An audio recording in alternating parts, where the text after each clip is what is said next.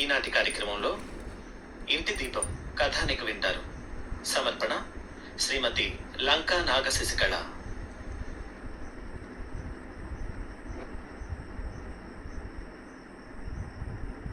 తన ఒడిలో తల పెట్టుకుని పడుకుని ఉన్న కూతురు మీనాక్షి జుట్టు సరిచేస్తూ, పార్వతమ్మ, ఏంట్రా మీను, ఏమైందిరా? ఊళ్ళోనే ఇల్లు, 20 నిమిషాలే ప్రయాణం, అయినా ఎప్పుడు ఇల్లు, పిల్లలు, ఉద్యోగం అంటూ హడావిడిగా వచ్చి వెళ్ళిపోతుంటావు. అలాంటిది ఇవాళింత ప్రశాంతంగా వచ్చావు. వచ్చిన దగ్గర నుండి మౌనంగా ఉన్నావు. ఏమైందమ్మా? ఏమైనా ఇబ్బందా? లేక అల్లుడు నువ్వు ఏమైనా దెబ్బలాడుకున్నారా? అడిగింది ప్రేమగా.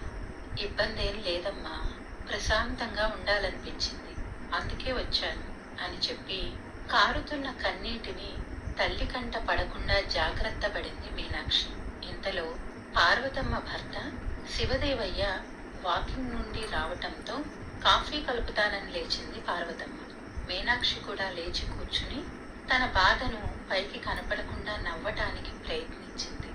కాసేపు తల్లిదండ్రులతో కబుర్లు చెప్పి పని ఉందని చెప్పి ఇంటికి వెళ్ళిపోయింది మీనాక్షి. మీనాక్షి వెళ్ళిపోయాక ఎందుకలా డల్గా ఉందో అర్థం కాక ముఖముఖాలు చూసుకున్నారు పార్వతమ్మ, శివదేవయ్యలు. ఓ వారం తర్వాత హాస్పిటల్ నుండి బయటికి వస్తూ, ఆలస్యం చేయకుండా సర్జరీ చేయించుకో. ఆఫీసు, ఇంట్లో పనులు, ఆర్థిక ఇబ్బందులు ఎప్పుడూ ఉండేవే. నీ ఆరోగ్యం ముఖ్యం. ఎంత నీరసించిపోయావో చూసుకున్నావా? ముందు 4 రోజులు ఆఫీస్కి సెలవు పెట్టు అంటూ గబగబా ఏవేవో జాగ్రత్తలు చెప్పుకుపోతోంది మీనాక్షి సహోద్యోగి, స్నేహితురాలు అయిన వసుంధర. అంత అర్జెంట్ ఏమీ కాదు కదా, డాక్టర్లు అలాగే చెప్తారు. ప్రస్తుతానికి బాగానే ఉన్నాగా, మరీ బాగోలేకపోతే అప్పుడు పెడతాలే సెలవులు. ఇప్పటి నుంచి సెలవులు వేస్ట్ చేసుకోవటం ఎందుకు అంటున్న మీనాక్షి వైపు వింతగా చూస్తూ, అసలు ఇంట్లో ఈ విషయం చెప్పావా అని అడిగింది వసుంధర. చెప్తాలే, నువ్వు కంగారు పడి ఈ విషయం ఎవరికీ చెప్పకు అంటూ ముందుకు నడిచింది మీనాక్షి. ఆశ్చర్యంగా చూస్తూ అనుసరించింది వసుంధర. మనసులోని చీకాకంతా పక్కకు త్రోసివేసి ముఖం మీద నవ్వు పులుముకుని ఇంట్లోకి అడుగు పెట్టింది మీనాక్షి. తల్లిని చూడటంతోనే అప్పటి వరకు రిమోట్ కోసం దెబ్బలాడుకుంటున్న కూతురు మృదుల, కొడుకు మానసులు గబగబా తల్లి దగ్గరికి వచ్చారు. అమ్మ చూడు, తమ్ముడు ఇందాకటి నుంచి టీవీ చూస్తున్నాడు. నేను కాసేపు టీవీ చూస్తా, నాకు రిమోట్ ఇవ్వు అంటే ఇవ్వట్లేదు అంటూ మృదుల, ఐపీఎల్ మ్యాచ్ వస్తోందమ్మా, లాస్ట్లో ఉంది, ఒక్క అరగంట ఆగమంటే అక్క వినట్లేదు అంటూ మానస్ చెప్పుకోసాగారు. పిల్లలిద్దరి మాటలు విన్న మీనాక్షి పిల్లల్ని మురిపంగా చూస్తూ, ఇంకా చిన్న పిల్లల్లా టీవీ కోసం కొట్టుకుంటారేంట్రా? మీరు పెద్దవాళ్ళు అవుతున్నారు. నీట్లో మంచి ర్యాంకు వస్తే మా మృదుల పెద్ద డాక్టర్ అమ్మ అవుతుంది. ఇంకో వారంలో ఇంటర్కి కాలేజీలో చేరతాడు మా మానస్ అంటూ పిల్లలిద్దరి బుగ్గలు గిల్లి, తమ్ముడు మ్యాచ్ అయిపోవస్తోంది అంటున్నాడు కదా, అయ్యే వరకు వాడిని మ్యాచ్ చూడండి, మ్యాచ్ అయిపోయాక నువ్వు టీవీ చూద్దు గాని, ఈలోపు నాకు కబుర్లు చెప్తూ గాని అని కూతురికి చెప్పి కొడుకు వైపు తిరిగి, మ్యాచ్ అయిపోగానే అక్కకి టీవీ రిమోట్ ఇచ్చేయి. ఇక ఈ పూట నువ్వు మళ్ళీ టీవీ చూడొద్దు, మరి నా వెంట ఉండి నాకు సహాయం చేద్దు గాని అని చెప్పింది మీనాక్షి. అలా పిల్లలిద్దరినీ సమాధానపరిచి, భర్త కూడా ఆఫీస్ నుండి వచ్చే సమయం అవ్వటంతో కూతురు చెప్పే కబుర్లు వింటూ గబగబా స్నాక్స్ చేయసాగింది. మర్నాడు సాయంత్రం కాలింగ్ బెల్ శబ్దం విని తలుపు తీసిన పార్వతమ్మ ఎదురుగా వసుంధరిని చూసి ఒక్క క్షణం ఆశ్చర్యపోయింది. అంతలోనే తేరుకుని, మీరు మీరు మా అమ్మాయి స్నేహితురాలు కదా, మా మనవరాలి ఓణీల వేడుకలో మిమ్మల్ని చూశాను, రండమ్మా రండి అంటూ వసుంధరని లోపలికి ఆహ్వానించింది. వసుంధరికి సోఫా చూపించి కూర్చోమని చెప్పి మంచినీళ్లు తెచ్చి ఇచ్చిన పార్వతమ్మను, అంకుల్ లేరా ఆంటీ అని అడిగింది వసుంధర. ఉన్నారమ్మా, పెరట్లో మొక్కలకి నీళ్లు పోస్తున్నారు, అంకుల్ని కూడా పిలవండి ఆంటీ, మీ ఇద్దరితో మాట్లాడే పనుంది అంది వసుంధర. ఆశ్చర్యపోయిన పార్వతమ్మ పెరట్లోకి వెళ్లి భర్తని పిలుచుకువచ్చింది. వారిరువురు సోఫాలో తన ఎదురుగా కూర్చున్నాక వసుంధర వారితో, నేను మీకు ఒక విషయం చెప్పటానికి వచ్చాను, మీరు కంగారు పడకుండా వినండి అని ఒక్క క్షణం ఆగి మళ్ళీ ఏదైనా సమస్య వచ్చినప్పుడు బాగా ఆలోచించి దాన్ని పరిష్కరించే ప్రయత్నం చేయాలి, కానీ ఆ సమస్య నుండి పారిపోవాలనుకోవటము, ఏం కాదులే అనే ఉదాసీనతతో ఉండటము మంచిది కాదు అని చెప్పి ఒక్క క్షణం పార్వతమ్మ మహదేవయ్యల వైపు చూసింది. అకస్మాత్తుగా ఈ అమ్మాయి వచ్చి ఎందుకు ఈ విధంగా మాట్లాడుతోందో అర్థం కాక ముఖాలు చూసుకున్నారు వారిరువురు. వసుంధర తిరిగి వారితో, ఎంతటి పెద్ద జబ్బు అయినా ప్రస్తుత ఆధునిక కాలంలో మెరుగైన వైద్యం లభిస్తోంది. ప్రాణాపాయ స్థితి నుండి కూడా తేలికగా బయటపడగలుగుతూ ఉన్నాం. కానీ ఇబ్బంది ఉందని తెలిసి కూడా వైద్యం చేయించుకోకపోవటం, ఖర్చులు లెక్క వేస్తూ కూర్చోవటం అవివేకం అవుతుంది. మన వాళ్ళు అలా చేస్తూ ఉంటే బతిమాలో బామాలో ఏదో విధంగా నచ్చచెప్పి వాళ్ళకి వైద్యం అందేలా మనమే చెయ్యాలి అని చెప్పింది. ఇదంతా ఇప్పుడు మాకెందుకు చెబుతున్నావమ్మా, ఎవరికేమైంది? ఒకంత అసహనంగా అడిగింది పార్వతమ్మ. ఆ మాటలకి వసుంధర, మీరు కంగారు పడతారనే నేరుగా విషయం చెప్పకుండా ఈ ఉపోద్ఘాతం అంతా చెప్పుకొస్తున్నాను అని ఒకసారి గట్టిగా ఊపిరి పీల్చి వదిలి, నిన్న ఉదయం ఆఫీస్కి వచ్చిన దగ్గర నుండి నీరసంగా ఉంది మీనాక్షి. మధ్యాహ్నం లంచ్ బ్రేక్ సమయంలో ఏదో తీవ్రమైన నొప్పితో బాధపడుతున్నట్టు అనిపిస్తే, ఏమైంది, ఒంట్లో బాగోలేదా, అలా ఉన్నావేం, హాస్పిటల్కి వెళ్దామా అని అడిగాను. కాసేపాగి వెళ్తాలే అని సమాధానం చెప్పింది మీనాక్షి.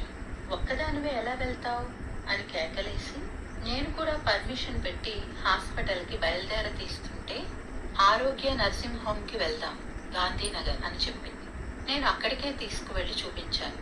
అక్కడ డాక్టర్ చెప్పిన మాటల్ని బట్టి మీనాక్షికి కిడ్నీ ప్రాబ్లం వచ్చిందని, ట్రీట్మెంట్ చాలా అవసరమని, బహుశా ఆపరేషన్ కూడా చేయించుకోవాల్సి రావచ్చని తెలిసింది. మీనాక్షి ఖర్చుకి భయపడి పిల్లల చదువుల గురించి ఆలోచించి వైద్యం నిర్లక్ష్యం చేస్తోందని అర్థమైంది. ముందుగా ఈ విషయం మీనాక్షి భర్త ఈశ్వర్కే చెబుదాం అనుకున్నాను, కానీ ఆయన మాతో పెద్దగా మాట్లాడడు. ఎప్పుడు ఎదురైనా చిరునవ్వు నవ్వి నమస్కారం చేసి అక్కడి నుండి వెళ్ళిపోతాడు. మీరైతే పెద్దవాళ్ళు, చొరవగా చెప్పగలననిపించి ఇక్కడికి వచ్చాను. మనమే ఎలాగైనా నచ్చజెప్పి మీనాక్షి ట్రీట్మెంట్ తీసుకునేలా చెయ్యాలి అంటూ ముగించింది వసుంధర. పార్వతమ్మ కన్నీరు మున్నీరయ్యింది. మహదేవయ్య కళ్ళలో కూడా నీళ్లు తిరిగినా ధైర్యం తెచ్చుకుని భార్యని ఓదార్చి బయలుదేరదీశాడు. వసుంధర కూడా వాళ్లతో మీనాక్షి ఇంటికి బయలుదేరింది. మీనాక్షి టీ పెట్టడానికి వంటింట్లో ఉన్న సమయంలో ఈశ్వర్ని పిల్లల్ని కూడా కూర్చోబెట్టి విషయం చెప్పారు వసుంధర మహదేవయ్య. విషయం వినగానే అప్పుడే టీ కప్పులతో వస్తున్న మీనాక్షిని చుట్టుకుని ఏడ్చేశారు పిల్లలిద్దరూ. ఈశ్వర్ ఎదురు వెళ్లి చేతిలోని టీ కప్పుల ట్రే అందుకొని కళ్ళ నిండా నీళ్లతో, నాకు కూడా చెప్పకూడదనుకున్నావా మీను, అసలు ఎందుకు చెప్పలేదు, వైద్యం చేయించుకోకుండా ఏం చేద్దామని అని అడిగాడు. అది కాదండి, డాక్టర్ లక్షల్లో ఖర్చు అవుతుంది అన్నారు. మన మృదుల డాక్టర్ అవ్వాలని కలలు కంటోంది. ఫ్రీ సీటు వచ్చినా కూడా హాస్టల్కి, పుస్తకాలకి ఇలా చాలా ఖర్చు అవుతుందని తెలిసిన వాళ్ళంతా చెబుతున్నారు. మానస్ ఇంటర్కి వచ్చాడు.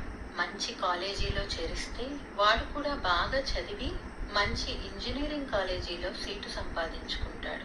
ఇప్పుడు పిల్లల చదువులకి బ్రేక్ పడితే వాళ్ళ భవిష్యత్తు నాశనం అయిపోతుంది.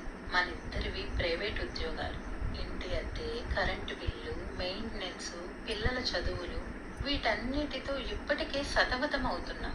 ఇంకా హాస్పిటల్ ట్రీట్మెంట్ కూడా అంటే ఎలా? డాక్టర్లు అలానే చెప్తారు, నాకేం కాదు, మీరు కంగారు పడకండి అంది మీనాక్షి.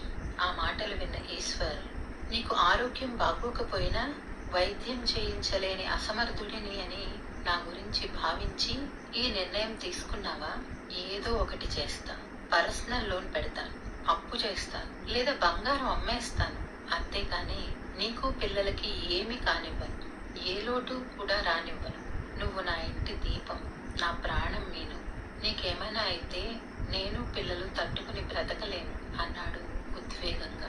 నేను డాక్టర్ చదవనమ్మా, డిగ్రీలో చేరుతా, నువ్వు మాకు కావాలి అంటూ మృదుల, అమ్మా నేను చదువు మానేస్తాను, నువ్వు లేకపోతే నేను ఉండలేను అంటూ మానస్ ఇద్దరూ ఏడవసాగారు.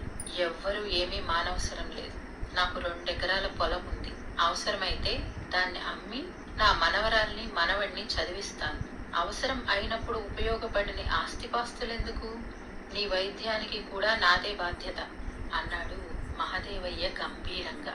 నాన్న అనేదో చెప్పబోతున్న మీనాక్షిని ఆపి, పార్వతమ్మ, అవునమ్మా, నీ సంతోషం నీ ఆరోగ్యం కంటే మాకేదీ ఎక్కువ కాదు. ఇప్పటికే ఆలస్యం చేసింది చాలు. ఆరోగ్యంతో ఆటలు వద్దు. పిల్లల్ని తల్లి లేని వాళ్ళని చెయ్యొద్దు. తల్లి లేని లోటు ఎంత పెద్ద ఉద్యోగాలైనా భర్తీ చేయలేవు. ఇక నువ్వు ఏమీ ఎదురు చెప్పొద్దు.